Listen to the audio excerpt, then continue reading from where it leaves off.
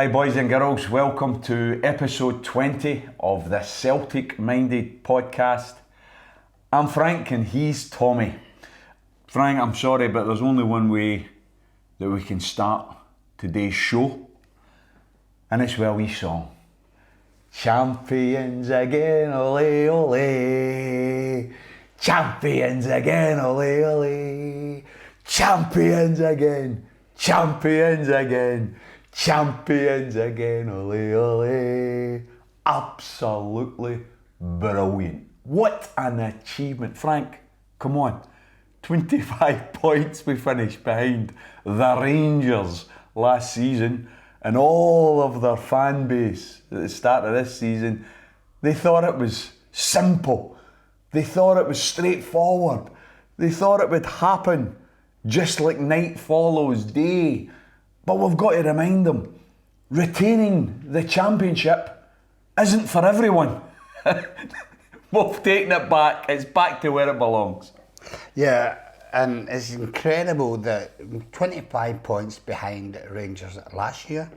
They'd hardly won a game at the beginning of the season. We're 6 points behind Rangers as well. So Celtic and just gave Rangers 6 points at a start. They beat us with 25 points last year, which was incredible amount of points. And Angie came to Parkhead.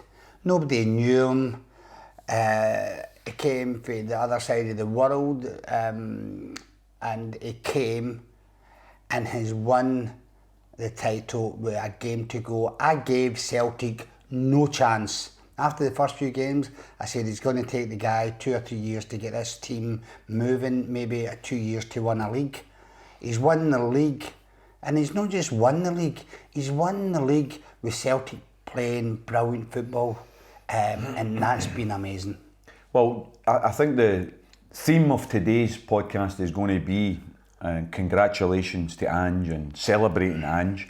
We're also going to try and have a wee eye on the future, because I think just as in life, it's very, very difficult to stand still, because if you stand still, you end up going backwards. And as a football team, you can't stand still. I think you need to keep building, keep going forward. So I want to ask you about where we have to strengthen as a club in terms of our playing personnel, and what type of players you think Ange is going to bring in.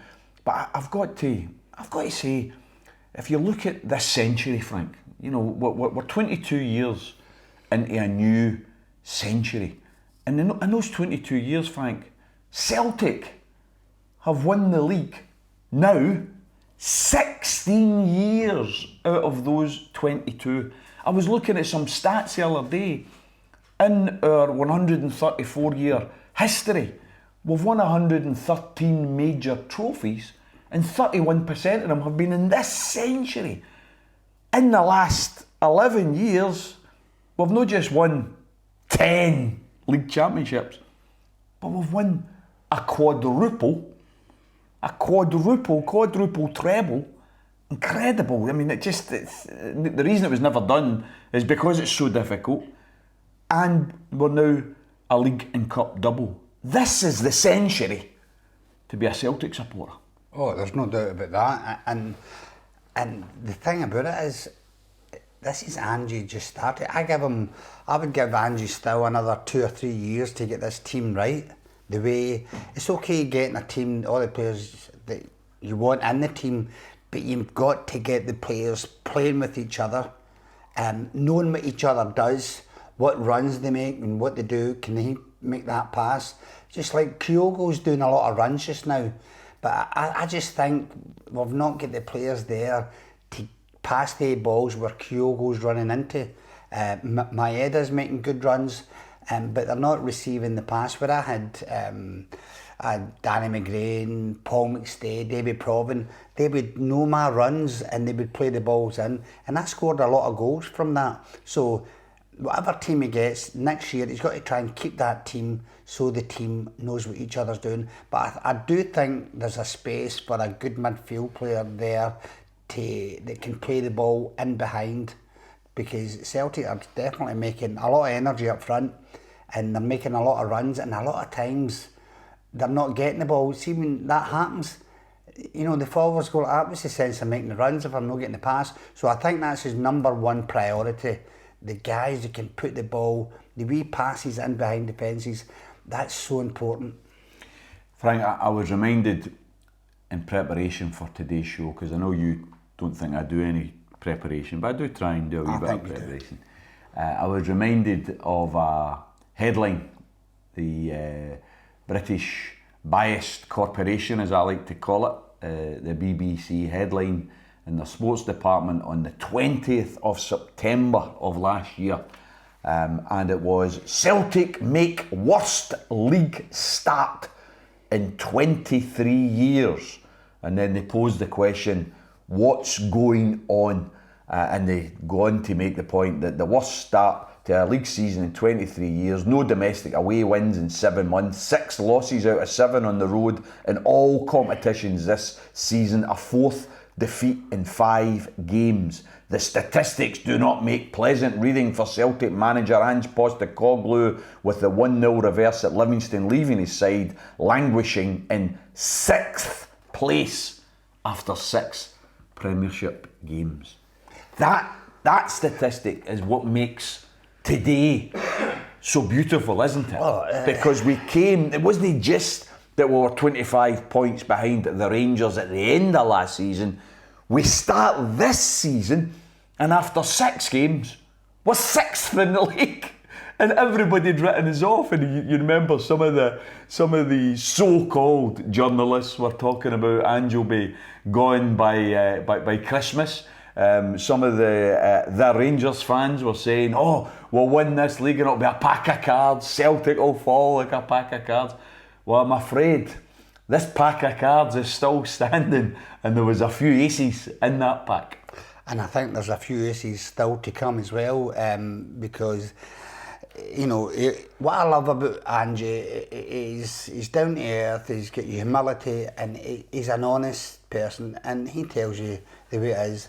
I was at the Sportsman and the Player of the Year, the Press Player of the Year the other night, and wait a minute. I wanted to build this up. I know that, but I wanted to build this up because I'm so jealous. No, I'm jealous for But I'm building it up. I'm jealous. I'm building it up. I went over to Ange, had a few wee words. Scottish football writers do. The Scottish football writers do, and I got my photograph taken by Ange. But not only that, I just turned round and I bumped into Sir Alex Ferguson, who bought me for just Alex for me. Just Alex. I hate the Sir bit, right? I know, but I'm just trying to say what he is, you know. And he bought me in 1975 from Kilsyth Rangers for £100. What a night for you, pal. What a night. You sent me the photos. I was insanely jealous because you're cuddling big Alex. I had the pleasure of meeting Alex many years ago at the City Chambers when he came to accept the freedom of the city. Him and his lovely wife, and they were great company, great people, fantastic, down to earth. That's why he's always Alex to me. I hate the Sir bit, but anyway, that's another point. It's called Sir Alex, doesn't it? No, because listen, it's not any big deal, Tommy. Yes, it is to me, because it's all about the British Empire, and I hate the British Empire. Well, so I agree with you that. Right, that. So anyway, let's get into that bit. But the second thing, you then send a photo, and you've got your arm round Ange. I was so jealous. I know, but I had a good. Who else? I met Stevie Clark. I love Stevie as well because he's a right honest guy. I played with, and I was watching, we beat Hearts 6-2 when I was playing for St Mirren, and he scored. He was playing left back, and he scored a goal for an impossible angle. And I said I always try and work out how people score goals and what they do. And I said to Stevie, I've been trying to work out this goal you scored for an impossible angle. The Hearts players were back, and you put it in. I said, I'm still trying to figure out what you done. He said, Frank, I miskicked the ball. And I went, oh, right, okay. And that resolved the whole problem for me. At least he was honest. I think one of Steve Clark's absolutely endearing characteristics is he seems to be a very honest man. He's a great guy as well. And I was talking to him what he's doing for Scotland, and you know, Stevie Clark as a manager has got it. You've either got it, you know. Alex Ferguson has got it. You know, Jim McLean at Dundee United had got it. All these great managers, you've either got it, you've not got it. And Stevie Clark has got it. Well, do you know, I heard a wee speech Frank, and as you know, because of the politics, I love speeches. Oh, well, I know. Just in case you didn't know that, right? I love speeches. I always like to think I'm on my soapbox, right? I'm just glad that I've spoke 3 times already. Well, the thing is, I can hardly ever get a word in edgeways with you. Right. But anyway, the point is, I listened, somebody sent me, and I think it was on TikTok. I'm going to try and get it so that I can spread it around. And it was a speech, I don't know how they managed to get it, but it was an Ange Postecoglou speech to the Australian national team before they went out to play a game. And I'll tell you what, mate, it was probably one of the best 2.5, 3 minute speeches that I've ever heard. And it wasn't a political speech, it was an inspirational speech. It was an attempt to inspire players to go out and play against probably better players, but not to have any fear. And he talked about his dad and about whose footsteps they were walking in, and how he mentioned in the course of the speech how his dad was quite a tough man, because when he won the league for the first time with one of these teams, and he took the medal to his dad, and his dad said, "Oh, well done, son, well done. But if you'd made the substitution earlier, it wouldn't have had to go into extra time." It was quite a hard taskmaster. But that's the type of guy he is, isn't he? He never seems to over-egg the pudding when they're doing well, and he never seems to go too low when things aren't going badly. He's got that great balance about him, and the integrity oozes out of him. And surely that's what's spreading throughout that team now. So that, see if somebody, I remember the days where people, there was sort of superstars and they wanted this and they wanted that. I think he's the type of guy who, see if you don't want to play for the team, he's not going to stand in your way. He's not going to try and bend over backwards to get you to sign, is he? No, and that's the way it should be. You know, you either want to sign or not. But the thing that I'm looking forward to is, this is only the beginning. I said a few weeks ago, I think he's the most like Jockstein I've ever seen, because his humility, his honesty, and his genius.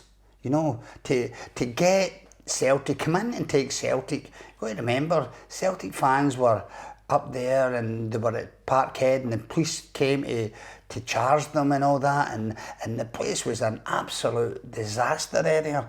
I'm saying Celtic have no chance of winning the league or getting anything this year, and they've got a double. Never mind the league. They've got a league and a League Cup double, which is only the beginning. That's what I'm looking forward now to watching Celtic play next year, and it has to make a few good buys, I think, to get them even better.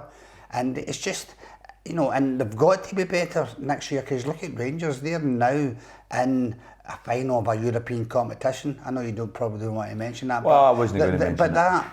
But that is good for Scottish football, because the standard is getting higher and higher, and that's what the fans want to see. I think it would be good for Scottish football if the fans stop singing about being up to their knees in Fenian blood. See if they stop singing that, then it might be good for Scottish football. But see, while they're singing that, then they're bringing Scotland and the reputation of Scotland down. And I already see that pubs in Seville, rather than open their doors and open their arms the way we did to the Celtic fans in 2003, they're already closing their doors because they're anticipating problems next week. So let's hope that doesn't happen. Let's hope the responsible Rangers fans actually prevail and stop people acting like thugs and idiots. But we'll see. What I wanted to say about Ange and about what he's done, it's a wee shout out for Joe Miller, because I'm wearing my Celtic Legends jersey. I met him the other night as well, Joe Miller. You're on here, obviously, because you're a legend. I'm on there. You're on a couple of times, I think it goes with the seasons. But a big shout out for Joe, because there needs to be a new jersey. Because the thing about Ange's side is it's a whole new side. He's brought in about, 12, 13 signings.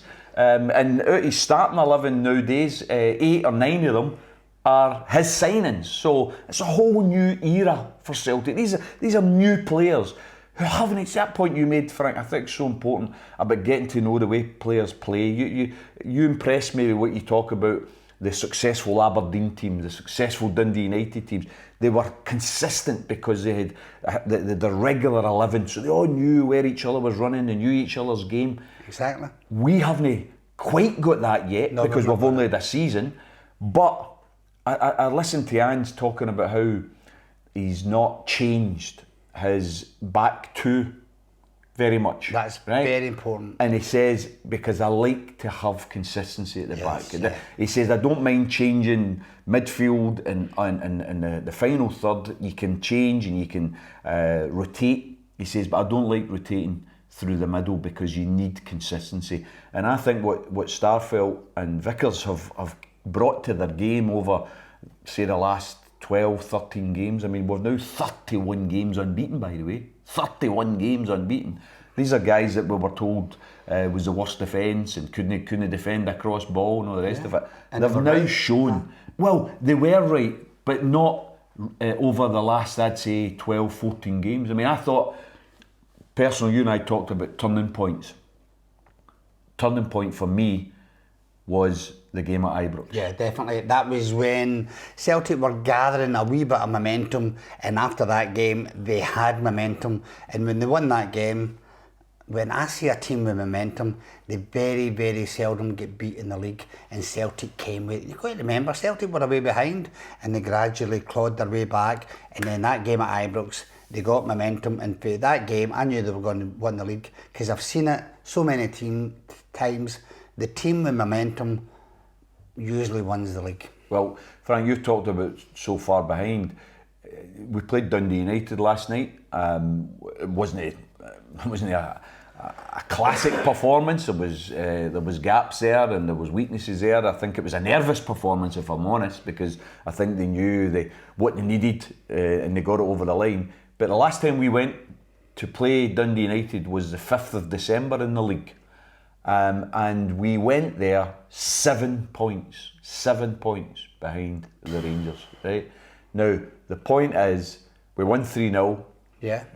Why did they win 3-0? Because they had to win 3-0. Yep. Last night, the psychology of the players. Now, if I'm a Celtic player last night, and by the way, I won a league title at Tannadice in 1982. I think we won 3-1 up at Tannadice when Dundee United was one of the best teams in Europe. So that was a brilliant result that night. But we had to win that night, and we won last night. You've got to look at the psychology. If I'm going out last night and I want to win the league, I'm looking, a draw's not the end of the world. So my psychology is, if we get a draw, it's okay. So the Celtic players went out last night going, well, a draw, we've won the league, we've done the business. So in their mindset was a draw's okay. Dundee United would have taken a draw all day long. What happened? A draw? Mm-hmm. No, it's a fair point. I've been talking about the psychology of games. When you have to win games, you usually win them. But if you don't have to win it, you don't usually win it. Mm-hmm. And you've got an interesting jersey on today. Well, I had to wear a Celtic strip today because... The 100th final? The 100th Cup final. And who scored the winner? Oh, it was some player. So I'll leave it at that. I don't like boasting, but listen, that was... See, if you don't blow your own trumpet, nobody else will blow it for you, so you may as well blow your own trumpet, and deservedly so, Frank. Well, I listen to some of these pundits, by the way, go on and on about this and that and the next thing, and I say to myself, where's their achievements? What is it they've actually done on the pitch? And I'll tell you what, mate, they've not done anywhere near as much as what you've done. Well, what I've done, which I'm very proud of, I scored that goal. I still don't know how the ball went into the net. If anybody could tell me how that ball had side spin on it, I've never put side spin in a header in all my life. It's usually in the net right away. And I put side spin on it. How I put side spin on it? The only thing that I can say that happened, that I headed the ball, it was going by the post, and the fans sucked it in. That's my only thing. But if anybody can tell me how that ball went in, I would like to hear from them. But that was an amazing day for me. And I went in on the Monday morning, looking to sign another 2-year contract, and I was going to retire after that. And Davy Hayes sacked me. Well, that was it. Before we get to the downside of that, I want to just use that as an example of what you said earlier about knowing your players, playing with the players, because you've told me before that when Roy Aitken ran down the right wing, you knew it was coming in early. You knew. What Roy always done when he was wide, he's supposed to be the sweeper. What was he doing outside right? I still don't know. Anyway, the ball came out to him and I said to myself, he's only having one touch and he's going to put this in with side spin. And I just ran into a space between Neddy and Hegarty. If you watch their back four, they're all in the perfect place. But I just get in behind, and it was a terrible cross for Roy because it was 15 yards out for the goal. I like the ones, I call them good morning balls, the ones 5 yards out, you just put your head down, good morning, and it's in the net. But I loved Roy. Roy is a great player, great person, and he put that ball in and I headed it. The fans that day behind the Celtic end was incredible noise. Now, it just doesn't get any better than that. Wow.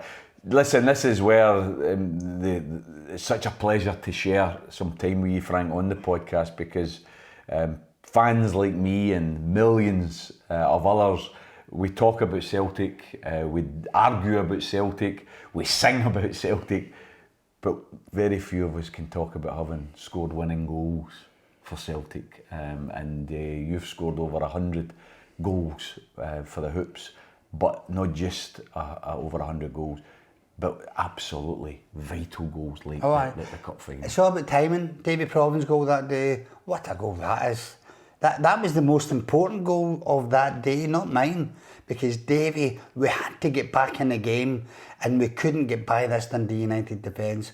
And only a bit of magic, Davy Provin supplied that magic. We went to the Grosvenor Hotel in the West End after it, and me and Davy were arguing what ball was nearest to post. And the two of us came to the same agreement. The two of them were a millimetre. That's how close it was. And I sat down. I said, "I'm going to." And this waitress came up. She said, "Can you have? You would like a drink?" I said, "Can you get me 4 brandies?" She said, "There's nobody else with you. It's just yourself." I said, "Yeah, they're all for me." On the winning of the championship, that's us. We're the champions. And I want to, because listen, we've got to relish these moments. You know, sometimes people say, "Oh, you're going about is this and that and the next thing." See, when you're the champions, you've got to absolutely milk it. I know we're used to it. I know it's the 10th time in only 11 seasons. Just remind everybody, in the 22 years of the 21st century, we've won the league 16 times out of 22 years. I know some people won't like to hear those particular statistics, but we've got to remind ourselves. But how do they guys feel now, Frank? You've won championships, you've won cups, you've won league titles. How did they feel this morning? I mean, sore heads, or are they already thinking about next season? They'll enjoy this because the league is won. They've no any more important games to play. Ange will be getting ready for next season. The players now will go and enjoy themselves. They have worked hard. You look at the work, especially Maeda has put on the park, but he's got to change that work rate into getting runs forward rather than going back all the time. He's not a defensive forward, and he's got to plan out his game a wee bit better than what he's doing. Kyogo is making good runs. They've got a lot going. Celtic's got a lot going for them right now. And do you know something? It can only get better. It's not going to get worse because the players are starting to play with each other to know. But I do think there's a few areas where Celtic could improve. I was just checking some stats again in preparation for today, and I think it's important. Scored the most goals. Yeah, that's good. 86 goals. Conceded the fewest goals. Yeah, 22. Good. Very good. The Rangers, there was supposed to be a brilliant defence. They conceded 30. Most clean sheets. 19. That's very good. Here's something that I thought was very good. Recorded the most shots in the season, 739 shots. 739 shots. The Rangers 716. But this was the other one that I thought was great. The most shots on target, 251 shots on target. We've got Georgios Gorakis, who's sitting as the joint second top goal scorer. He's scored 11 goals. And from only 20 appearances. I know that, but 6 of the goals were scored in 2 games, so I think we've got to look at that and say it's not that great. Well, what I'm going to say is I do think it's great because 11 out of 20 is basically, you're saying one every 2 games in that respect, aren't you? So, but that's a good average. But it's a good average, but we can get it up, right? But the point I'm going to make is, here's a wee... I watched him last night. I didn't think he played a good game last night. Yep, okay. That's a fair point. But then again, who did? It didn't matter about who played well or what happened or this or that or this or that. Celtic needed a point. They got the point last night. They are the champions of Scotland. That's it. That's all that matters. It's all that matters. I just felt, I'm going to be honest, I felt a wee bit, and at the end of the game it was just silly, but I felt a wee bit rotten for the fans that had travelled, Frank. There was thousands were up there to Tannadice, and some of them from across the water as well. Absolutely fantastic. And I was just wanting a show to put on. Like Saturday against Hearts, we started badly. First 15-20 minutes, we were absolutely poor, there's no doubt about it. But then we just kicked into gear and we were outstanding. Yeah. We blew Hearts away. Absolutely, should have been 6 or 7-1 instead of 4-1. Blew them away, and I was looking for a similar performance, and it didn't happen. And I was a wee bit sad.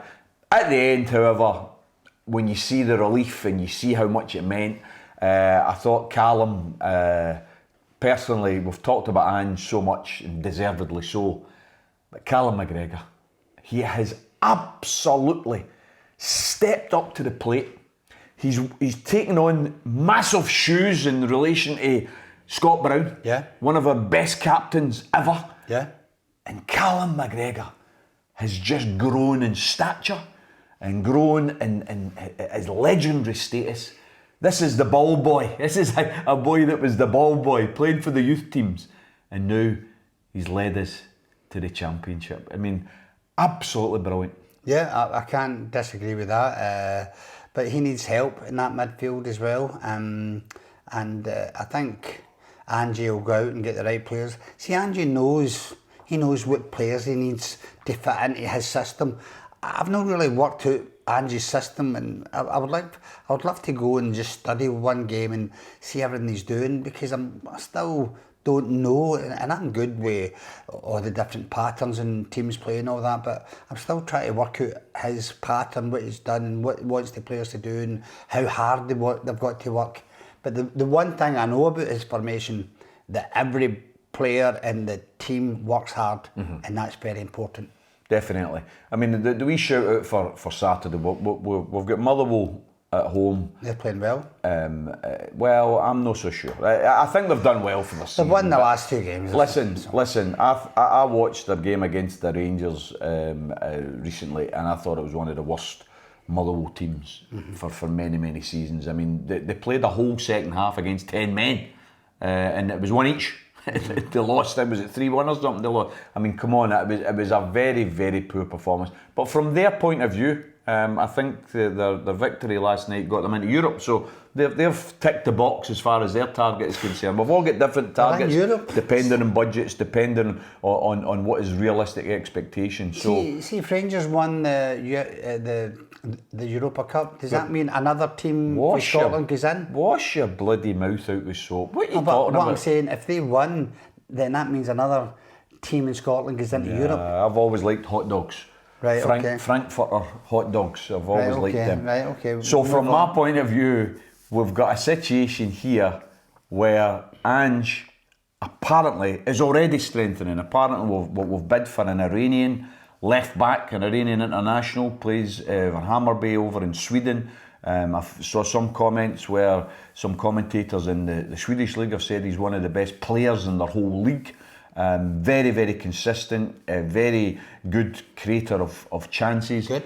And apparently a 2 million bid has went in to get him there. So Ange, the season's not finished yet, and he's already thinking about strengthening. That's what we want to hear, isn't it?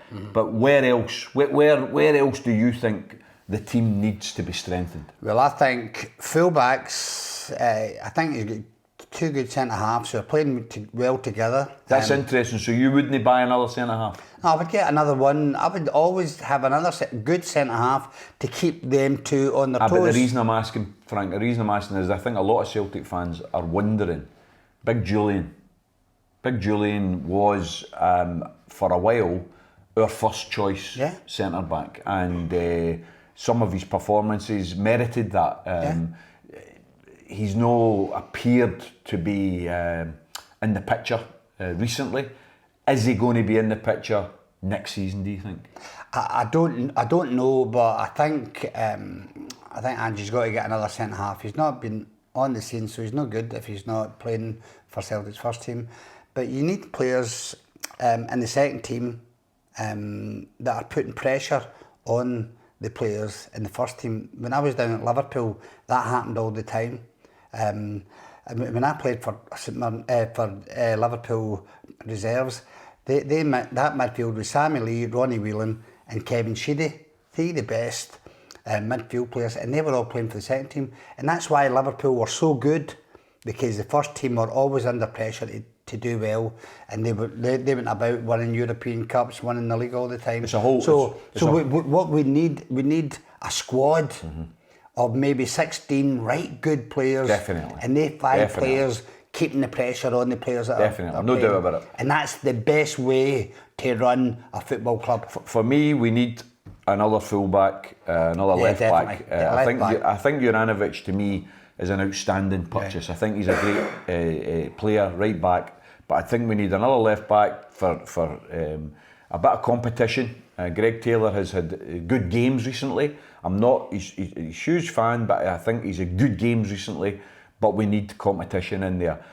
We also need, I think, some athletic midfielders. And when I say athletic, I mean big, strong, athletic, good on the ball, but great engines. We need, with the way Angie's playing, we need in there absolute athletes. And then I would also say that we need at least one other winger, someone else that can turn the game, someone else that can take men on and get down the line, because the way teams are playing against us all the time, Frank, they're sitting in. Right. And personally, I think the way you break those defences is you need one of your players to take on one of their players, so that it then opens up that the next defender has to make a decision. Did he come out, or did he stick with a man, and it opens spaces. So we need that. That's what I think. We need. And another keeper. I've not seen the substitute keepers, but Big Joe has been outstanding for us. Outstanding. But what if he gets injured? You need another goalkeeper. The thing that I think we need most is a Paul McStay in the midfield, who can take on a player. What he used to do is take on a player and then drive to the defence. And the defenders were, who's going to go? And one of them had to come out. And all the time I would run into that space and Paul would slip the ball through. I scored about 5 or 6 goals easily for Paul playing that pass. I would always get in behind defences and Paul would just slide it in. And I scored a few goals against Rangers with that kind of pass. And that's how you open up defences that just want to come in. You get one of the players to draw one of them out and slips the ball in behind goal. And that's how you do it. There's ways of taking down these defences, and also get your winger, get to the byline and chip it back the way. Defenders hate that, and it cannot be defended against. So these two things are a start. If he wants to break down these defences, that's the way to do it. Frank, we're going to finish episode 20. It's probably our last podcast of a fantastic season. Yeah. We're hoping to be back next season. We're going to try and get some sponsorship, because we've got a fantastic cameraman here who's got excellent equipment, but he's doing it off his own back, and we need to try and get a wee bit of recompense for him. So we'll need to try and get some sponsors for the podcast so that we can come back next season. I think we need some younger people to come and watch the podcast. Oh, come and watch? Well. I thought you meant come and do it. Am I getting sacked? No, I've never sacked you, Tommy. Right, okay. You've been absolutely brilliant. You've organised everything brilliant this year. I can't even say anything. I'm a nitpicker, and I can't nitpick. Well, that's unusual, because usually you do a wee bit of You've been brilliant. Listen, brothers and sisters, boys and girls, thanks for watching episode 20 of the Celtic Minded podcast. I'm Frank and he's Tommy. We hope to be back next season, but what we do know for certain is Celtic are the champions once again. Hell.